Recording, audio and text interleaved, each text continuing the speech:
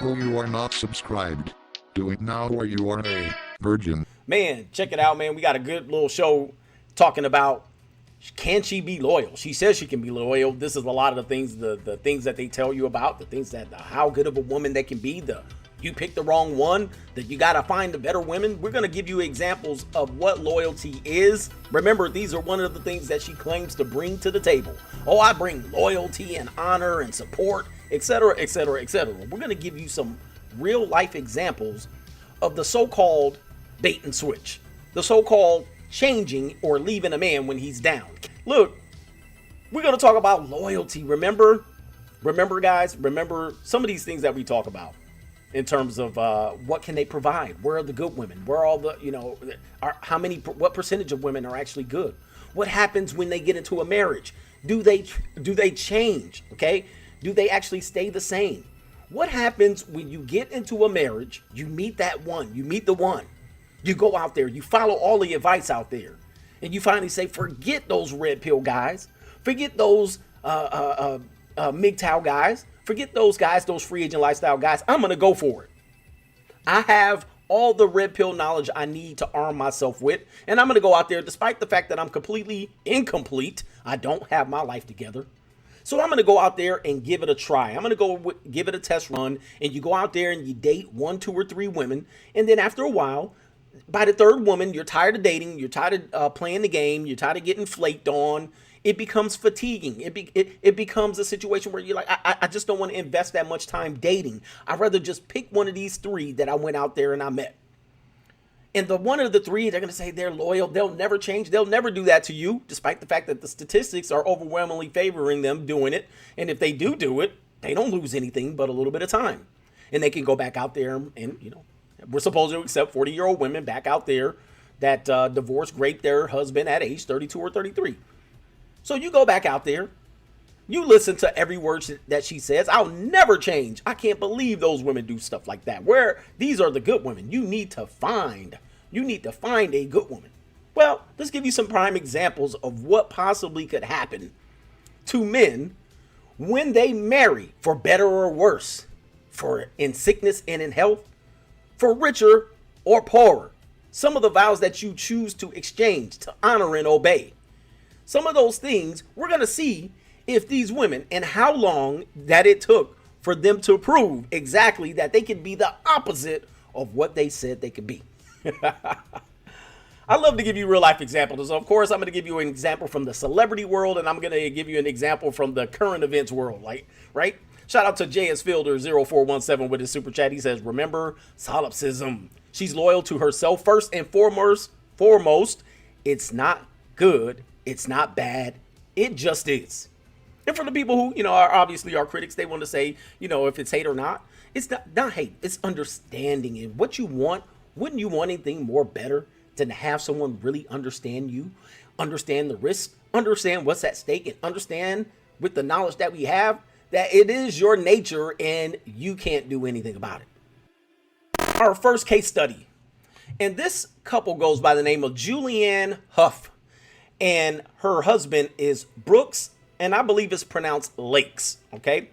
Or it's Brooke Lakes. Now, let me give you a little bit of background of these 2 individuals. Brooke Lakes is a hockey player, all right? Professional hockey player. He looks tall, dark, and handsome, all right? And has money, status, okay?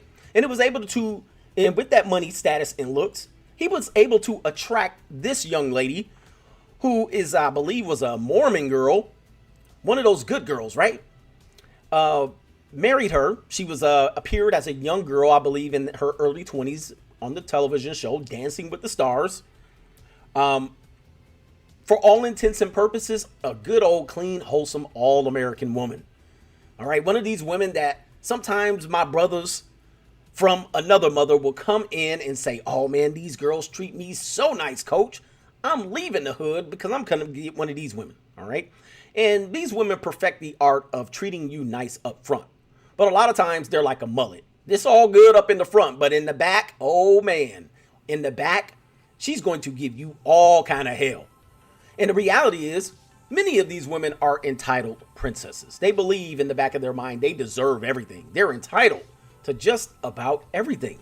just simply because of who they are, just as simply because they're genetics, and mainly because of the way the parents raise them.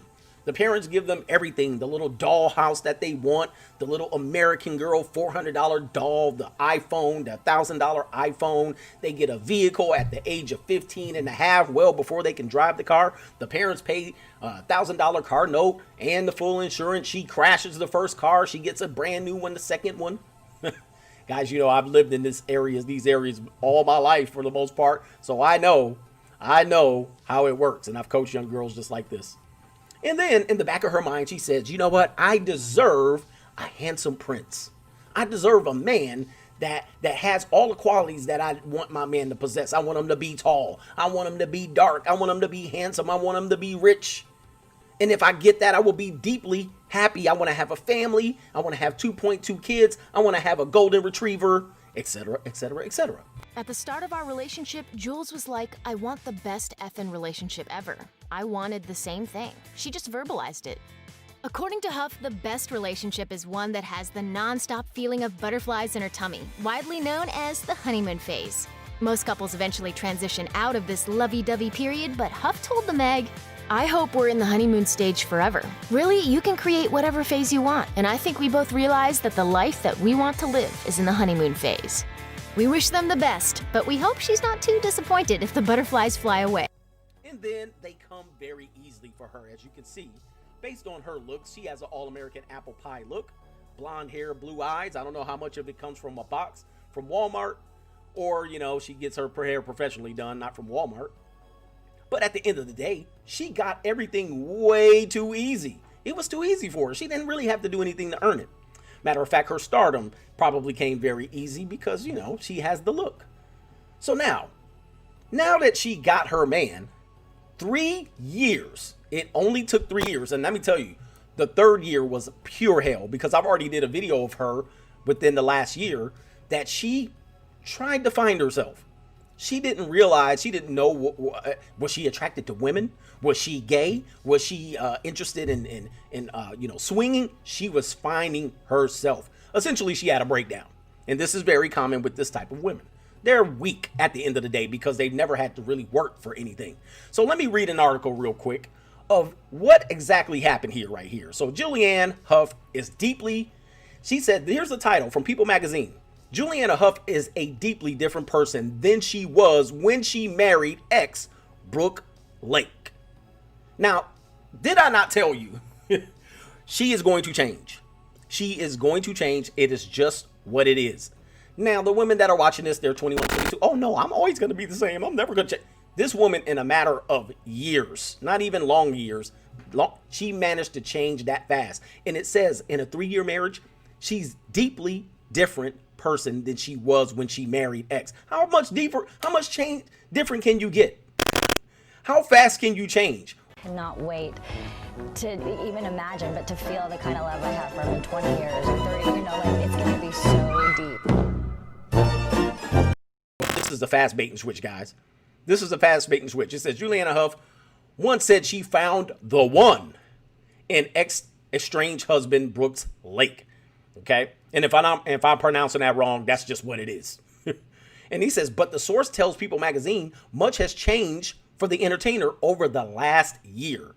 After nearly 3 years of marriage, the star confirms to People exclusively on May 29th, that was right at the tail end of the lockdown, that they are separated following months of rumors surrounding their union. She is a deeply different person than she was when she got married, and she is proud of those differences and changes she made, and she doesn't want to go back. In 3 years, guys, in 3 stinking years, it all fell apart. He is the man he is, and he shouldn't change a thing. Last year, the Kinergy founder, 31, revealed to Women's Health that she had recently undergone a massive transformation and came out to her husband as not straight, not gay. All right. She didn't say I was gay. She didn't say I was lesbian. She didn't say that, I like women. I like to dabble in a little bit of women. I like to bring women to the bed. She said she's not straight. What is that? Are you bisexual? What is it? Guys, he just invested heavily into her.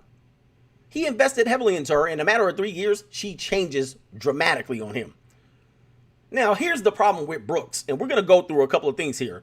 Brooks didn't take a strong position in this situation. Right when she said she was going to change, he should have bounced. But instead, here's a quote. Brooks was determined to make it work. Wait a minute. The deal that I signed with you for richer or poorer, for better or worse, in sickness and in health, right? You just violated that contract with your bait and switch. You just violated that. Now that you're having a mental breakdown and I got to deal with your situation, you violated that. And it says, but he's constantly questioning what changes he needed to make for Julianne to be happy. This is #1 bullshit. Oh, you are not subscribed. Do it now or you are a virgin.